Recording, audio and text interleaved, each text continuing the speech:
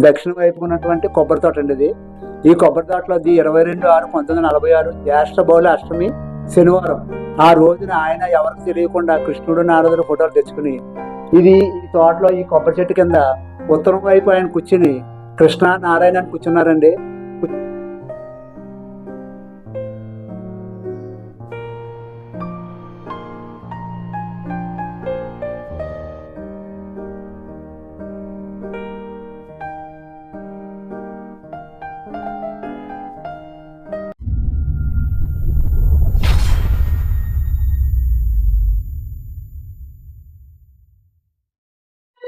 Subscribers అందరికీ కూడా నమస్కారం.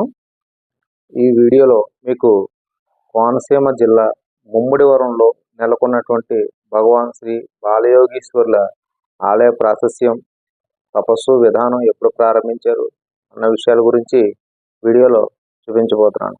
ఇప్పటి వరకు ఈ వీడియోలో మీకు ఎవరు చూపించినటువంటి సంఘటనలు ఏవైతే ఉన్నాయో, ఎక్కడైతే తపస్సు చేశారో ఆ విషయాలన్నీ కూడా మీకు చూపించబోతున్నాను. ఈయన 1930 సంవత్సరంలో పెద్ద బాలయోగీశ్వరు జన్మించారు. తర్వాత 46వ సంవత్సరం అంటే 16వ ఏట ఆయన తపస్సు ప్రారంభించారు. 85లో మహాసమాధి పొందారు. అదేవిధంగా చిన్న బాలయోగీశ్వర్లు కూడా ఈయన అన్నగారు ఎక్కడైతే తపస్సు చేశారో అక్కడికి వెళ్ళి ఈయన అన్నగారు ఫోటో పట్టుకెళ్ళి ఆయన కూడా 4 సంవత్సరాల తర్వాత తపస్సు ప్రారంభించారు. ప్రారంభించిన తర్వాత 1950లో ప్రారంభించిన తర్వాత మళ్ళీ ఈయన 91లో ఈయన కూడా సమాధి పొందారు. ఇద్దరు కూడా అక్కడ ఆలయాలు ఉన్నాయి. ఇక్కడ చాలా ప్రశాంతంగా ఉంటుంది. ఇక్కడ దేశ విదేశాల నుంచి భక్తులు వచ్చి స్వామివారిని దర్శించుకుంటారు.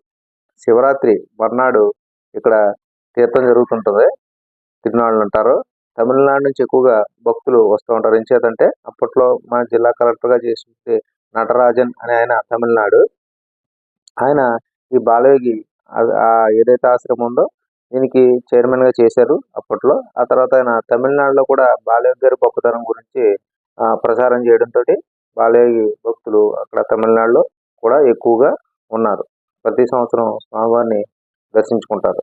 ఇక్కడ ఈ ఆలయంలో చాలా ప్రశాంతత చేకూరుతుంది. ఒక కొబ్బరి తోటలో ఈయన అప్పట్లో తపస్సు చేశారు. ఆ కొబ్బరి తోట ఇప్పటికీ అలాగే ఉంది. ఈ వీడియోలో మీరు చూస్తున్నది సమావేశ మందిరం. భగవాన్ బాలయోగీశ్వర్ల కమిటీ ఎవరైతే ఉన్నారో వారందరూ ఈ సమావేశంలో పాల్గొని ఇక్కడే స్వామివారి ఆలయానికి సంబంధించి వివిధ అభివృద్ధి కార్యక్రమాలు చేయవలసిన పనుల గురించి ఇక్కడ చర్చిస్తారన్నమాట. 1971 సంవత్సరంలో పెద్ద బాలయోగి వారు ఏ విధంగా ఉండారనేది ఇక్కడ ఫోటో ప్రదర్శనలో మనం చూడవచ్చు. అలాగే ఈ సమావేశ మందిరంలో అన్నీ కూడా చిన్న బాలయోగి, పెద్ద బాలయోగి వాళ్ళ ఫోటోలను ఉంచారు. మనం వారు ఏ సంవత్సరంలో ఏ విధంగా ఉన్నారు అనేది కూడా మనం ఇక్కడ ఫోటో గ్యాలరీలో చూడొచ్చు. ఈ సమావేశ మందిరం బాలయోగీశ్వర్ల సమాధి ఉన్నటువంటి ఆలయం పక్కనే ఉంటుంది. ఈ ఆలయంలోకి ప్రవేశించగానే మనసు ప్రశాంతత చేకూరుతుంది. అక్కడంతా కూడా చాలా ప్రశాంతంగా ఉంటుంది వాతావరణం అంతా కూడా. మహాయోగి అయిన బాలయోగీశ్వర్లు తపస్సు చేసినటువంటి ప్రాంతాన్ని సందర్శించినప్పుడు మనసు పులకరిస్తుంది. ఈ తపోవనం చుట్టూ ప్రశాంతంగా ఉంటుంది. అప్పట్లో బాలయోగీశ్వర్లు కూడా నాకు ప్రశాంతమైన ప్రాంతం కావాలి నేను తపస్సు చేసుకోవడానికి అని చెప్పారట.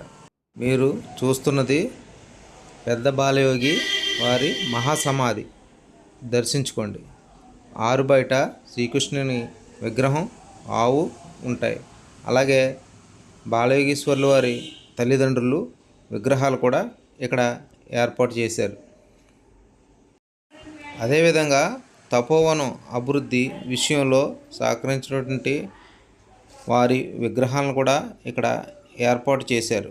వారిని కూడా చూడొచ్చు. శివరాత్రి మరునాడు బాలయోగీశ్వర్లు వారు ఇక్కడి నుంచే దర్శనం ఇచ్చేవారని చెబుతుంటారు. ఇక్కడ రాశారు కూడా, మీరు గమనించవచ్చు.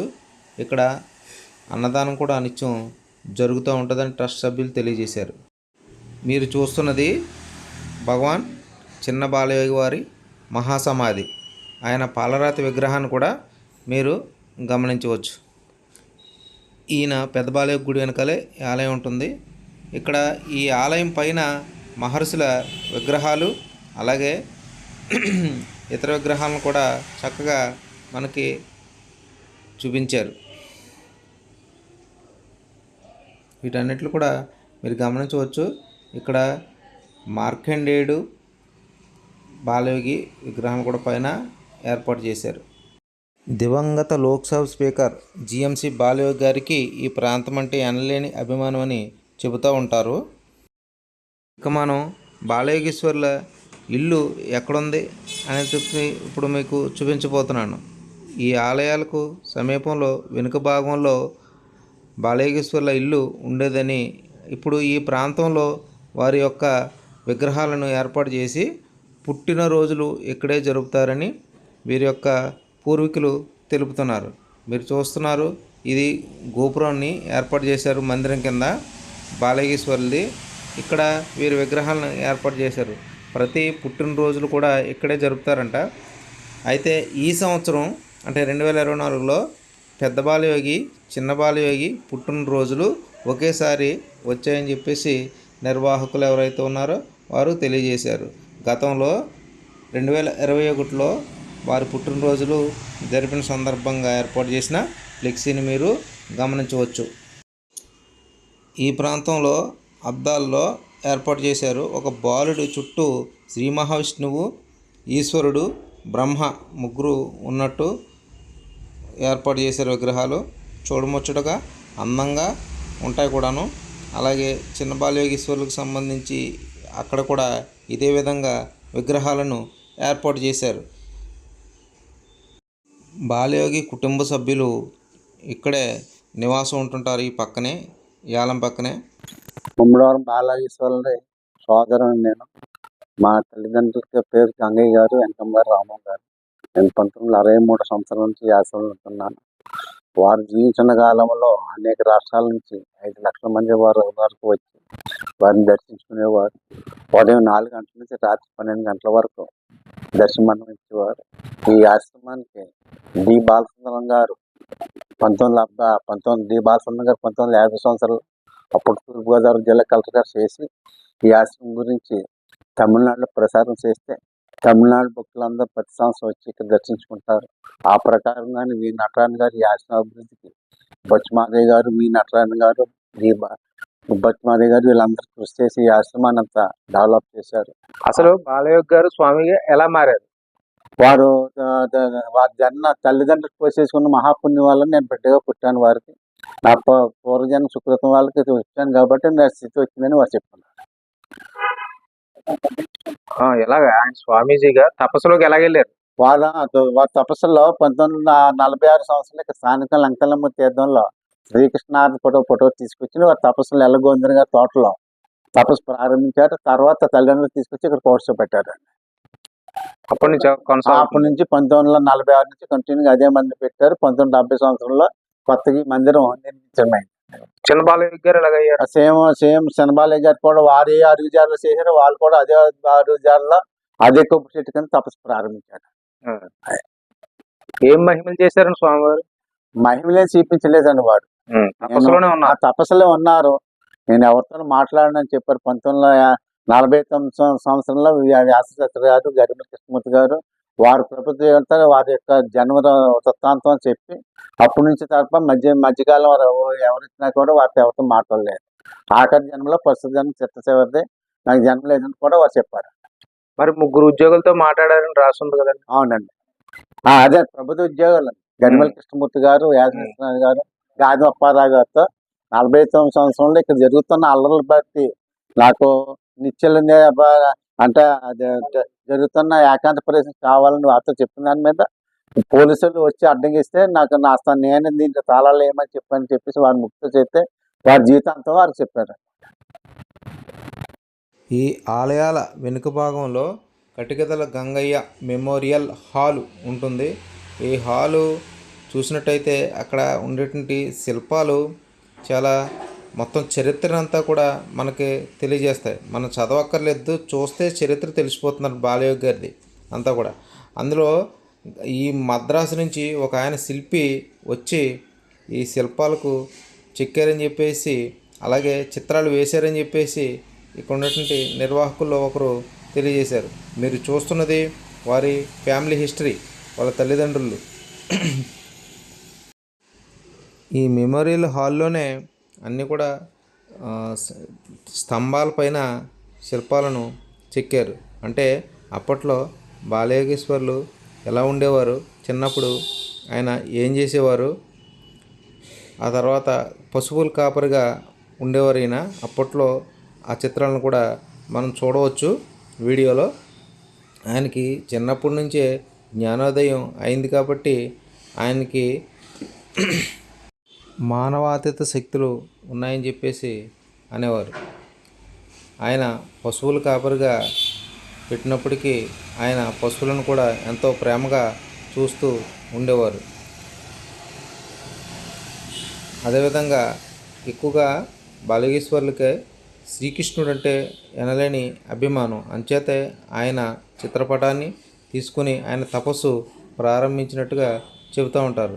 చిన్నప్పుడు ఆయన తండ్రితో బాలయోగేశ్వరుని మనం చూసే చిత్రపటం ఇది. అదేవిధంగా పశువుల కాపరిగా ఆయన ఉన్నారు. ఇక్కడ కేశఖండనలు కూడా జరుగుతూ ఉంటాయి. ఇవన్నీ కూడా బాలయోగేశ్వర్లు వారు సంజ్ఞలతోటే కమిటీ సభ్యులకి చెప్పేవారంట. ఆయన ఏమీ మాట్లాడేవారు కాదంట. కేవలం 3 ఉద్యోగస్తులతో మాత్రమే ఆయన మాట్లాడారని చెప్పేసి ఆయన కుటుంబ సభ్యులలో ఒకరైనటువంటి ఒక ఆయన ఇంతకుముందే మనకి తెలియజేశారు. ఇగో మీరు చూస్తుంది ఆయన తపస్సు కోసం ఇంటి దగ్గర వారి తల్లిదండ్రులు ఏర్పాటు చేసింది. అదేవిధంగా పూర్వం ఈయన దర్శించుకోవడానికి జనం విపరీతంగా వచ్చేవారు. ఇప్పటికీ కూడా జనం భక్తులు రద్దీ తగ్గలేదు. దేశ విదేశాల నుంచి కూడా భక్తులు ఆయన మీద ఉన్నటువంటి భక్తితో వస్తూ ఉంటారు. ఆయన కారణ జన్ముడని కూడా చెబుతూ ఉంటారు. మీరు చూస్తుంది చిన్న బాలయోగేశ్వర్లు వారు. ఈయన కూడా తపస్సు చేసి కైవల్య సిద్ధి పొందినట్టుగా చెబుతున్నారు. ఈ మెమోరియల్ హాల్ అంతా కూడా వీరి శిల్పాలతోటే ఉంటుంది. ఇప్పటివరకు కూడా ఈ శిల్పాలను వీడియోలను ఎవరూ తీయలేదని చెప్పేసి వారు నిర్వాహకుల్లో ఒకరు తెలియజేశారు. ఇక్కడే అన్నదాన కార్యక్రమాలు కూడా జరుగుతూ ఉంటాయి అని చెప్పారు. ఇక చూడొచ్చు మీరు ఈ వీడియోలో చూస్తుంది కొబ్బరి తోట.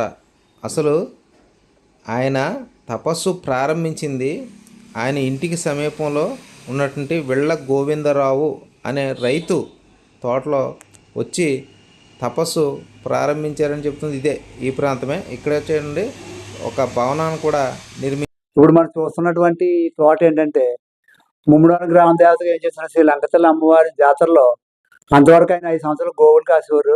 ఆ లంకతల్లమ్మ జాతరలో అప్పుడు పాలేతనం చేసి పాలేళ్ళంతా కూడా చేర్పులు మార్పులు జరిగేది. అప్పుడు ఆ యజమానికి ఓ భగవాన్ పెద్ద బాలయోగేశ్వరుల వారు అప్పుడు 16 సంవత్సరాల వయసు ఆయనకి. ఇది 22/6/1946 సంవత్సరంలో ఆయన లంకతల్లమ్మ అమ్మవారి జాతరలో కృష్ణుడు నారదుడి ఫోటోలు కొనుక్కుని ఇది బాలయోగేశ్వరుల వారి ఆశ్రమానికి దక్షిణ వైపు ఉన్నటువంటి కొబ్బరి తోట అండి ఇది. ఈ కొబ్బరి తోటలో 22/6/1946 జ్యేష్ఠ బహుళ అష్టమి శనివారం ఆ రోజున ఆయన ఎవరికి తెలియకుండా కృష్ణుడు నారదుడు ఫోటోలు తెచ్చుకుని ఈ తోటలో ఈ కొబ్బరి చెట్టు కింద ఉత్తరం వైపు ఆయన కూర్చుని కృష్ణ నారాయణ అని కూర్చున్నారండి. కూర్చున్న తర్వాత సుమారుగా ఆ రోజు శనివారం రోజు నిన్న ఉదయం 4-5 ఆ టైంలో కూర్చుని ఉంటారు బ్రహ్మగడిలోను. ఇటు నుంచి వెళ్ళి వ్యవసాయ కూలీలంతా కూడా వచ్చి ఈ తోటలో ఎవరి కుర్రోడు ఎక్కడ కూర్చున్నాడని చూసినప్పటికీ అప్పటికే ఆయన భగవంతులు ఐక్యమైపోయారండి పెద్ద బాలయోగేశ్వర్లు. ఆయన చుట్టూ ఆయన ఈ సర్పాలు ఈ ఒంటి మీద అన్ని కూడా కండచీమలు పట్టేసి ఆయన భగవంతులు ఐక్యమైపోతే ఆ వ్యవసాయ కూలీలు చూసి ఇక్కడ ఎవరో కుర్రాడు కూర్చున్నాడని మొత్తం ఆ రోడ్డు మీద అంత వ్యవసాయ కూలీలంతా తీసుకొచ్చి ఎవరు ఈ అబ్బాయి అని అడిగితే ఇలాగ గంగన్న కొడుకు పెద్ద బాలయోగేశ్వర్లు, ఇతని పేరు సుబ్బారావు ముందు పేరు అని చెప్పిన తర్వాత అప్పుడు ఏం చేశారంటే ఆ తండ్రి గారికి ఈ వ్యవసాయ కూలీలంతా కూడా ఇలాగ మీ అబ్బాయి ఇలాగ ఇక్కడ తోటలో కూర్చున్నాడు, వెళ్ళ గోవిందరావు గారు కొబ్బరి తోట అంటారండి అది, ఈ తోటలో కూర్చున్నారని చెప్తే అప్పుడు వాళ్ళ తండ్రి గారు అక్కడ ఉన్న పెద్దను తీసుకుని ఆయన వచ్చి ఆ బాబు లేగు అంటే ఆయన లెగలేదు. ఆయన భగవంతులు ఐక్యమైపోయారు ఆయన. అప్పుడు సార్ ఇది వెల్లగోవింద గారి కొబ్బరి తోటలో ఉన్నటువంటి కొబ్బరి చెట్టు. కానీ సోమవారం ఉన్నప్పుడు ఉన్న కొబ్బరి చెట్టు ఈ మధ్య కాలంలోనే అది పిడుగుపడి చనిపోతే మళ్ళీ అదే కొబ్బరి చెట్టు కాయ ఇక్కడ చెట్టు నాటడం జరిగిందండి. గోవిందరావు గారు 10 సంవత్సరాల నుంచి తపోవనంలో ఉన్నామండి. ఈయన పేరు గుడ్ల అప్పారావు గారండి. ఈయనే ఈ మందిరాన్ని నిర్మించారండి. మీరు ఒకసారి ఇలా రండి సార్. నిర్మించారు. గుడ్లప్పారావు గారు నిర్మించిన మందిరంలోని స్వామివారు ఇక్కడ విగ్రహం పెట్టడం కూడా జరిగిందండి. ఆ రోజు నుంచి ఈ రోజు వరకు కూడా వారు స్వామివారిని వీరినే పూజిస్తూ ఉంటారు. ఈ వీడియో మీకు నచ్చితే లైక్ చేయండి, షేర్ చేయండి, సబ్స్క్రైబ్ చేయండి. మరిన్ని ఆలయాలకు సంబంధించిన వివరాలను వీడియోల ద్వారా మీకు అందిస్తూ ఉంటాను. Okay, bye.